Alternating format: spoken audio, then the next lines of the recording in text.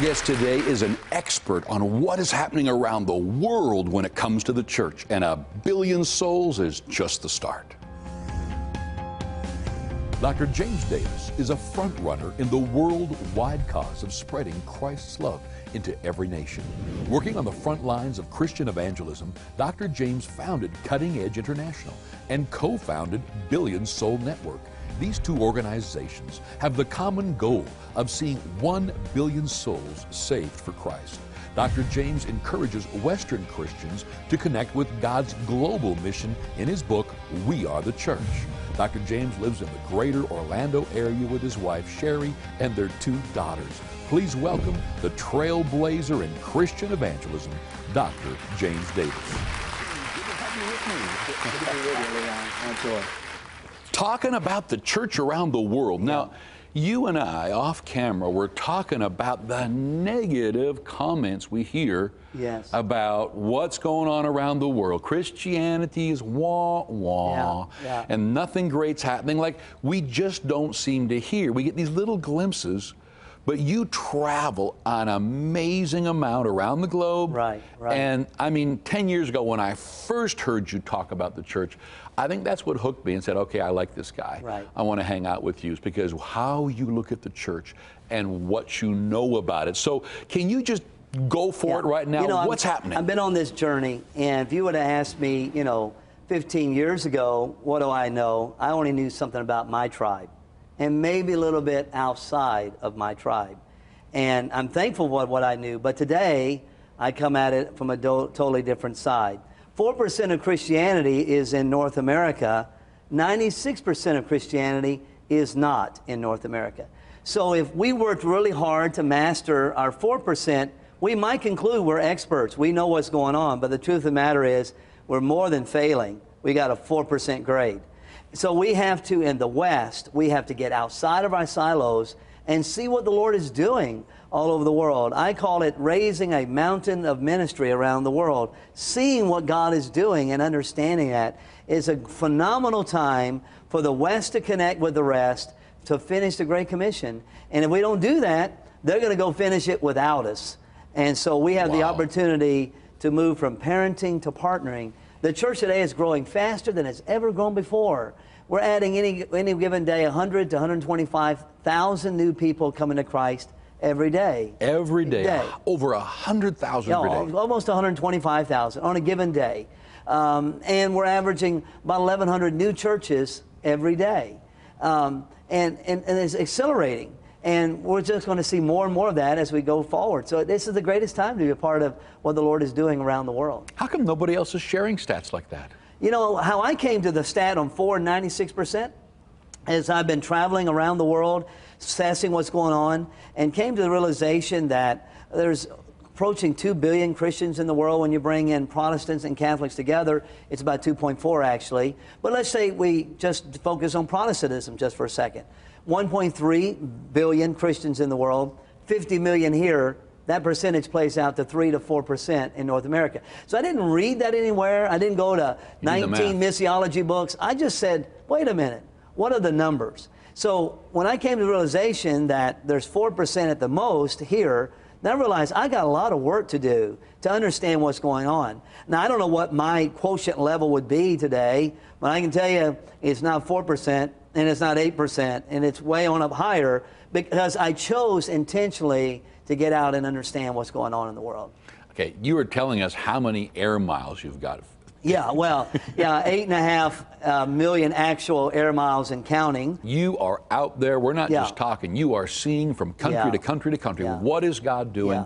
And the men in your life, the network that you've been able to build, discover, you call it tying knots as you bring another relationship in.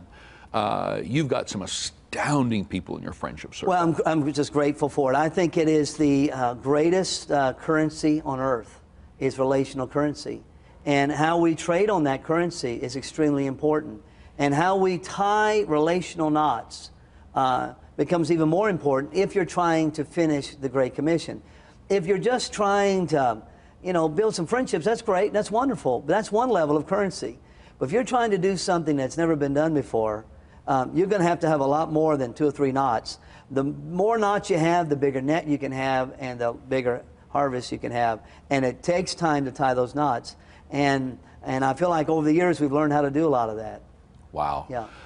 Tell me a little bit about the churches that you're seeing, because to say everyone seems to think that, America and Canada, that's just the bulk of Christianity, and we're trying to save the heathen world. Right. And so now you're here going, 4%. Right. And then 96% are them out there. Right. And you're telling me story after story of them sending missionaries to America and Canada. That's correct, yeah. It's what I call the circumference of Christianity, and it's also what I call the gospel that went to the far reaches of the earth is now coming back as well. So when we talk about Fiji, for example, Suliasi Carullo, the work that he's doing there, he's doing work here in North America as well as in 115 other countries of the world. But that's also true of other key people that God has raised up, because it's all about the mission. It's all about fulfilling the Great Commission. So if you're going to finish the Great Commission, it's every ethnic group, it's every nation. So America, for those in Africa or in Europe or in Asia, has to be part of their focus, because it's the whole world. So if you're part of a Great Commission mindset, you're going to bring North America into that understanding, and you're going to want to help make disciples and plant churches here. And frankly, we need all the help we can get here in North America. Wow. But our problem is that we think we can handle it by ourselves. Another paradigm for this, Leon, is that here in North America, we have home missions and then we have foreign missions. But the rest of the world just has missions. They don't call it home and foreign. They just call it missions. Right. Okay, because we as Christianity matured, we were building our home base and we were sending and sending and sending, which is okay. So in our mindset, we develop home and foreign, home and international. But they don't see it that way. They say world missions. Let's go take the gospel to the whole world. And we're going to have to reframe our thinking. We have to move to a really global understanding. And as soon as we do that, we're going to realize we can't do it by ourselves. Even in our own backyard, we need help. Wow. When you talk about Suliasi, the guy in Fiji, let's talk a little bit about some of the things. I know we're going to do more shows, and we're actually going to interview some of these men in Amsterdam coming up. Yeah. But tell me a little bit about what has this guy done? Because it blows the mind. He's in Fiji. Yeah. And he's basically taking the gospel to every house. Yeah. What he did is Fiji is the 167th poorest nation in the world. And so I hear people say, well, if you just have more money, you can solve it. Now, money is important, but it's more than money. It's motivation. We have models, methods, we have everything under the sun, but we have to get motivated. They may not have as much money, but their motivation. So 25 years ago, Suliasi started his church, World Harvest Center, and we're supposed to be back at his missions convention. You need to go to that missions convention.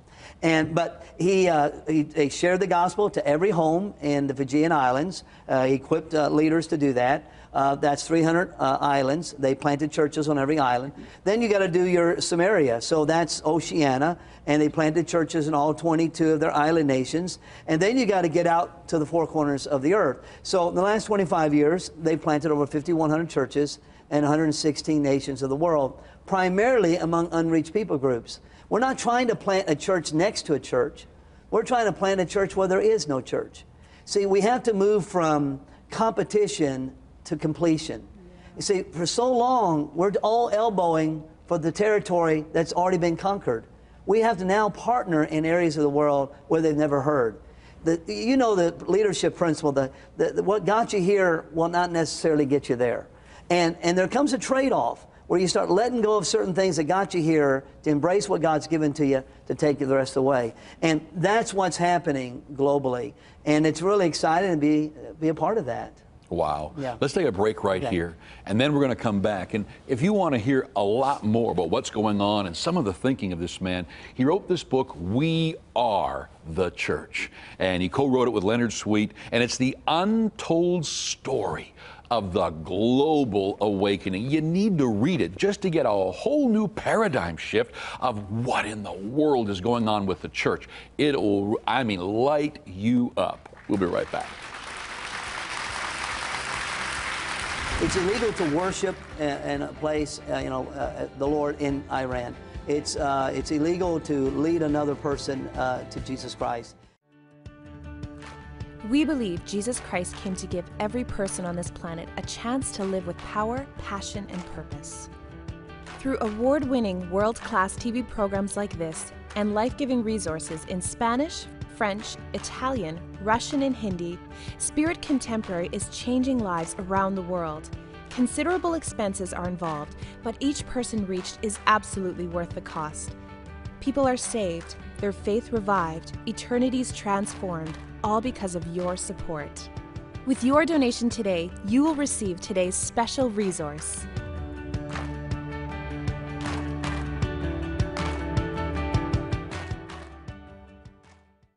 With the help of technology, it is now easier than ever to connect with friends and family all over the globe. And for the first time ever, Springs Church is available to watch online. Get access to Spirit Contemporary Church every single week. You'll enjoy great music and an inspiring message from Leon Fontaine. You'll even be able to connect with people from around the world. This is my personal invitation to join me on Springs Online.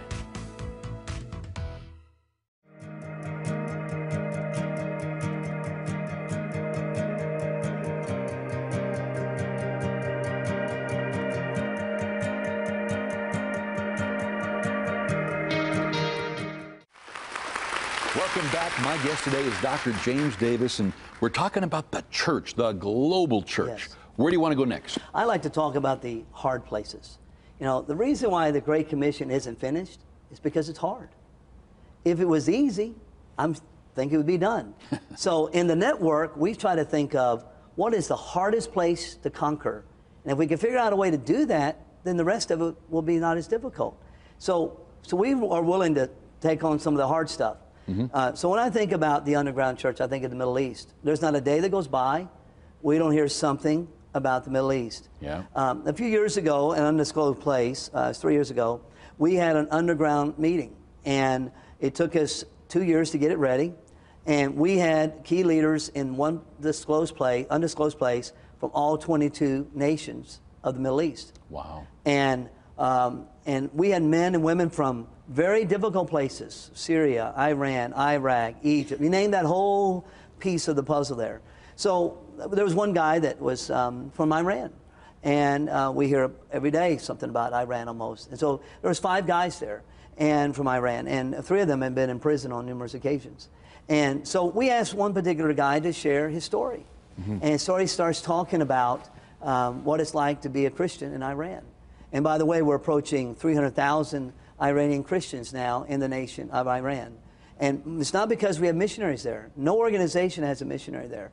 No organization has a missionary in Iran. And right. There's 300,000 Christians. And there's not been a church built in Iran in 31 years. Not one church built. And not one seminary, not one Bible school since the revolution 32 years ago. But what's happening is that the Lord is giving visions to the Muslim world, and they're coming to Christ. Just like, think about it, when Abraham decided he wanted to pack up and leave mom and dad, so to speak. Well, what caused him to do that? He saw something that mom and dad didn't see. And he packed up and he left and said, I'm going to follow this Lord. And I don't know where I'm going, but I know I'm leaving. So God is awakening people like this in Iran. So this leader shared, a couple times he'd been in prison. And now when we think of prison, sometimes here in North America, we may think of air condition and cable television and things like that. That's not prison in Iran.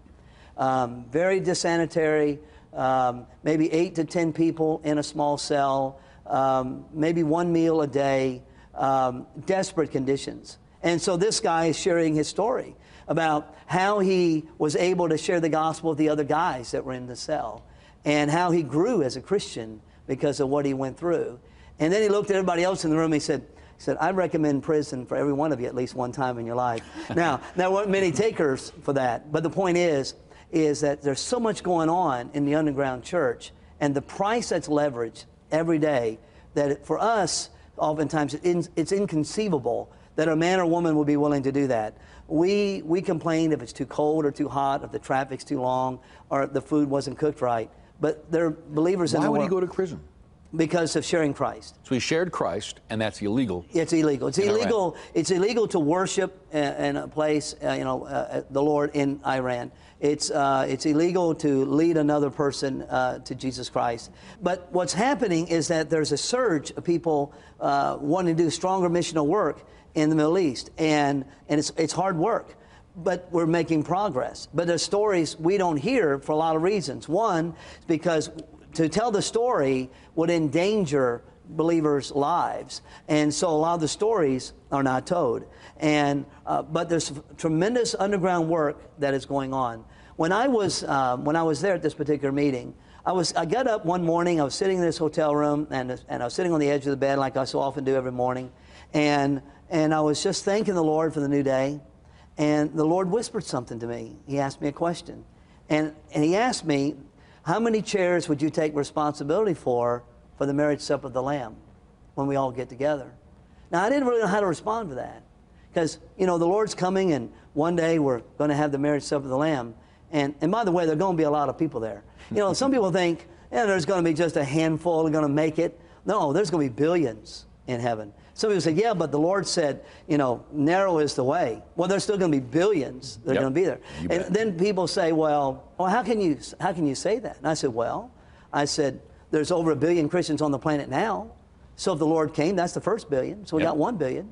And then I think about the last 2,000 years of people who've died in Christ. I don't know how many that is, but stack that on top of the billion.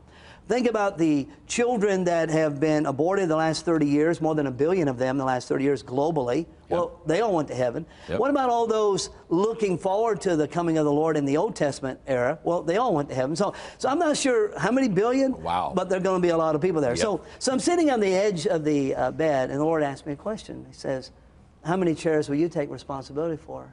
I didn't know how to answer that. Tears just welled up my eyes, thinking the Lord would think I was even worthy enough to be asked the question, how many would you take responsibility for?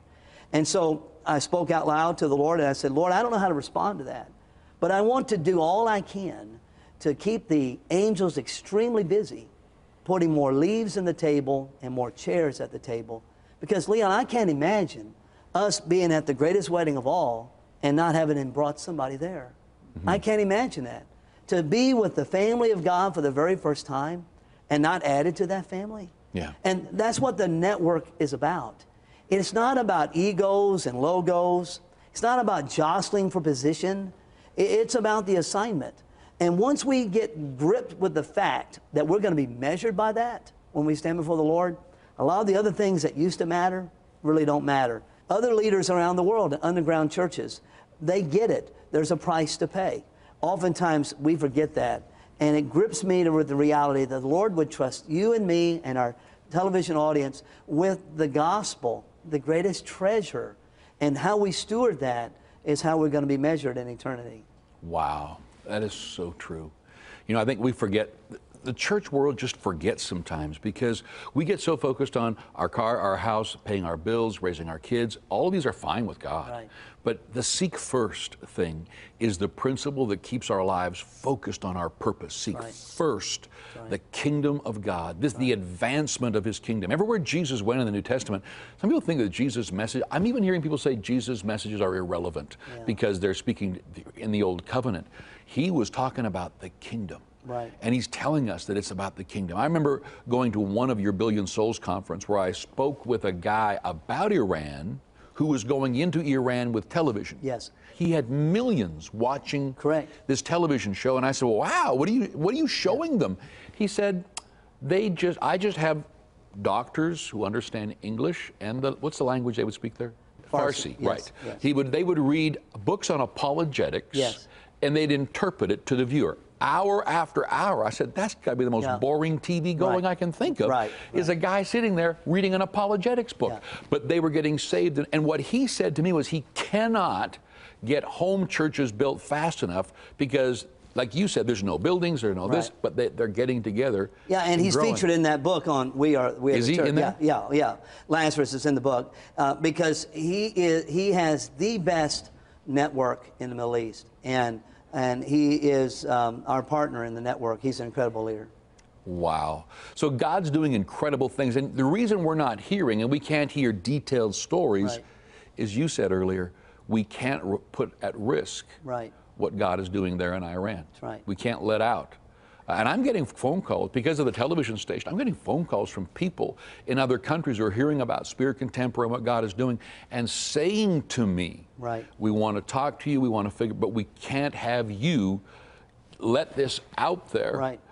And let the governments know what's going on. So this really is like a bit of a cloak and dagger. The Right. church world is on a battle, Right. and there's some of it that is underground. Yes. And we need to let it just continue to win souls at the pace that it is. Yeah, and I would encourage every Christian, figure out what you don't know about Christianity, and figure out about what you don't know about where the gospel is not.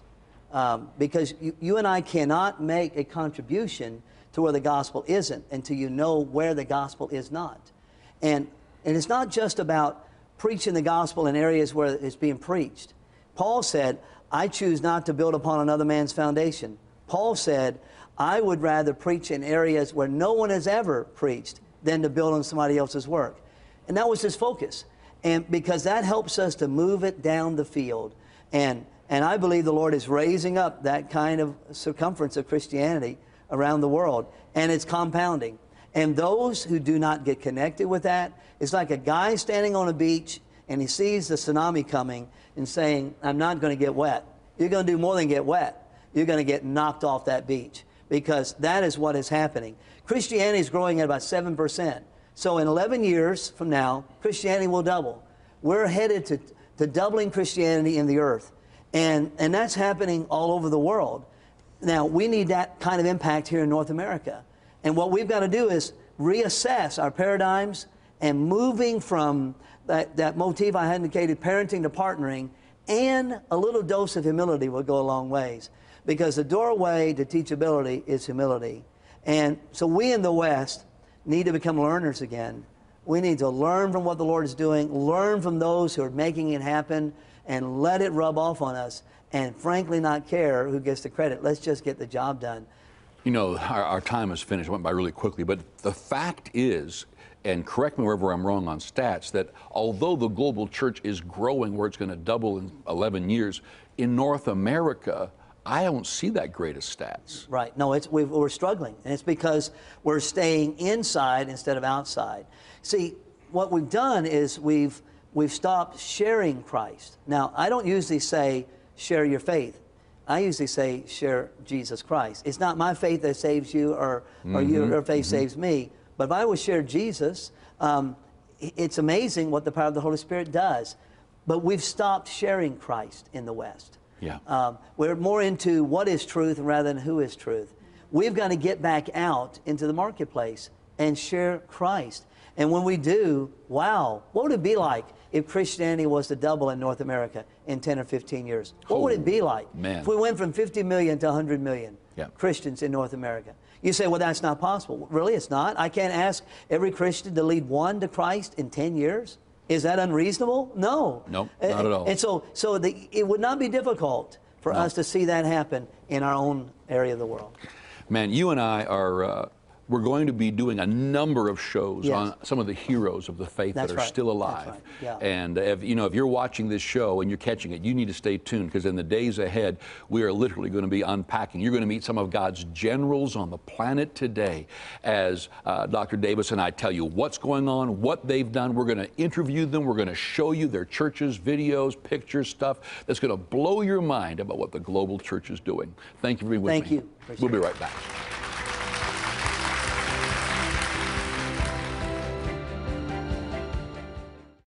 Devoted, a daily devotional created with you in mind. Easy to read and simple to understand.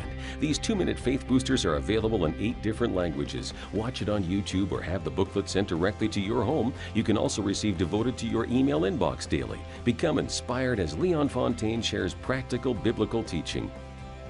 Devoted is literally at your fingertips. Transform your life with this Spirit Contemporary devotional. Sign up to receive Devoted today.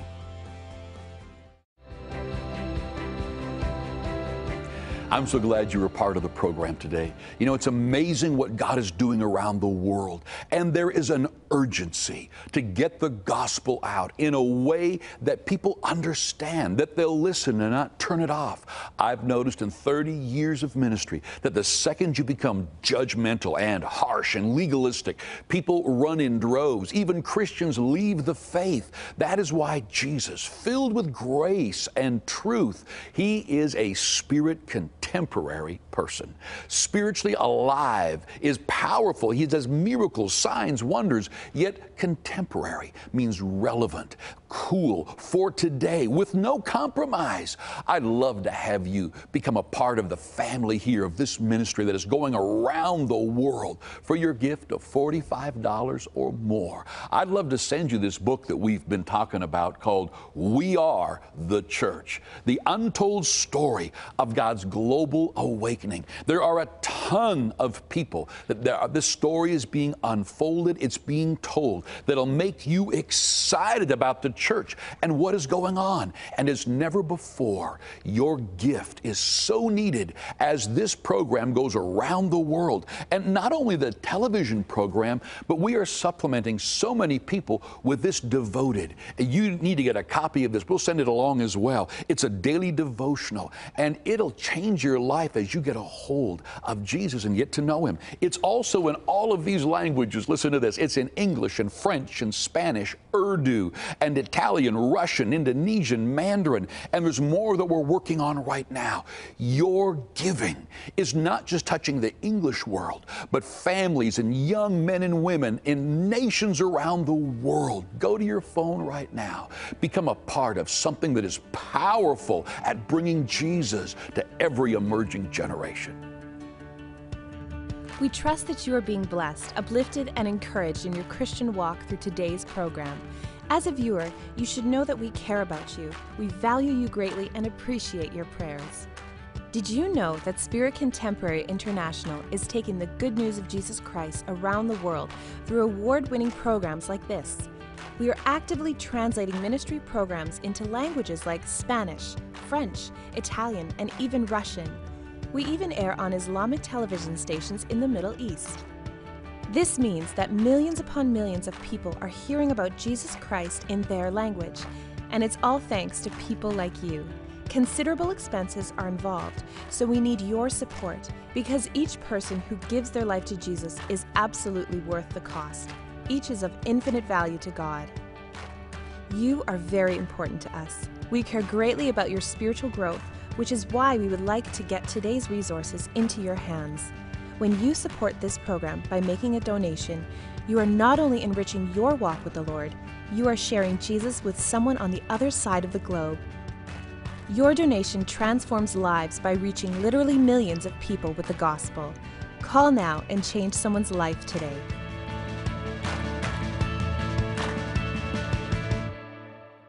Tomorrow, Leon welcomes Dr. Grant Nolan for a fascinating look at mental illness and what therapies have been proven very effective in treating patients. And here's the reason. When people start having bipolar symptoms, they only complain to their doctor about the downs.